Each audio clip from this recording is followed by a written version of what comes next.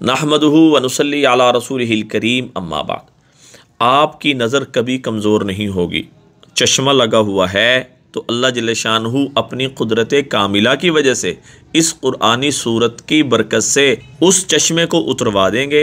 अगर सफ़ेद मोतिया है, काला मोतिया है, ऑपरेशन बता दिया है, अल्लाह जल्ले शानहू आपको आँखों के ऑपरेशन से भी बचा लेंगे।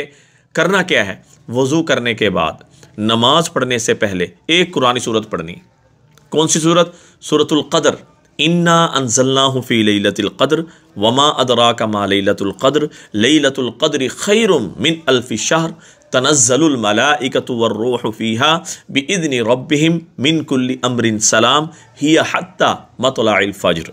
ये अमल तमाम उलमाए किराम का मुजर्रब अमल है। अक्सर उलमा के मामूल के अंदर ये अमल शामिल है। जो पढ़ने पढ़ाने वाले हैं वो वज़ू करने के बाद इस सूरत को पढ़कर हाथों पे दम करके अपने आँखों पे फेरते हैं। अल्लाह जल्ल शानहू कभी भी उनकी नज़र कमज़ोर नहीं होने देते। आप भी आज़मा लें। कुरान को आज़माना नहीं चाहिए क्योंकि वो अल्लाह की ज़ात से निकला हुआ नूर है और नूर अंधेरे को ख़त्म कर देता है। इंशाअल्लाह हमारी आंखों का अंधेरा कुरानी इस सूरत की बरकत से ख़त्म हो जाएगा।